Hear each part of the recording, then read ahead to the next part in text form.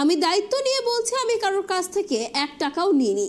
যদি প্রমাণ কারোর কাছে থাকে তবে ইডি সিবিআই এর কাছে দিয়ে আসুক। পাঁশকুড়ায় দাঁড়িয়ে আরও একবার এমনই দাবি করলেন তৃণমূল প্রার্থী অভিনেতা দেব। লোকসভা নির্বাচনের নাম ঘোষণা হতেই ঘাটাল থেকে প্রচার শুরু করেছিলেন দেব। শুক্রবার ঘাটাল লোকসভা কেন্দ্রের পাঁশকুড়ায় নির্বাচনী প্রস্তুতি সভা অনুষ্ঠিত হয়। সেখানে উপস্থিত হয়ে নিজের বিরুদ্ধে ওঠা অভিযোগ নিয়ে সরব হন তৃণমূল প্রার্থী।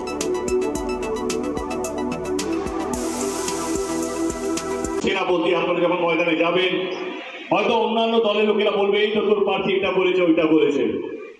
আমি আপনাদের সামনে একটা কথা পরিষ্কার করে বলে যেতে চাইছি, গত 3 বছরে যে আরোপগুলো আমার উপরে আসছে, আমি দায়িত্ব নিয়ে বলছি আমি কারো 1 টাকা দিইনি। যদি প্রমাণ থাকে, যাদের কাছে থাকে ইডি সিবিআইয়ের কাছে দিয়ে আসুক। আপনাদের প্রার্থী, আপনাদের সাংসদ কারো 1 টাকা মেরে নিজের সংসার চালায়নি। আমি আমার পকেটে দিয়ে টাকা দিয়ে মানুষের ভালো করার চেষ্টা করেছি। যখন করোনাতে সব সাংসদরা বাড়িতে ছিল তখন আমি রাস্তায় ছিলাম।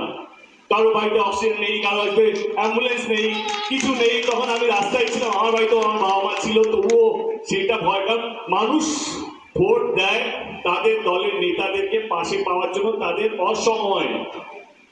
আমাদের দল, আপনারা, আমাদের প্রত্যেকটা নেতা মাটিতে ছিল যখন এই দশকের সবচেয়ে বড় মহামারী যখন ছিল। আমাদের দলের প্রত্যেকটা কর্মী, প্রত্যেকটা নেতা রাস্তায় ছিল মানুষের ভালো করার জন্য।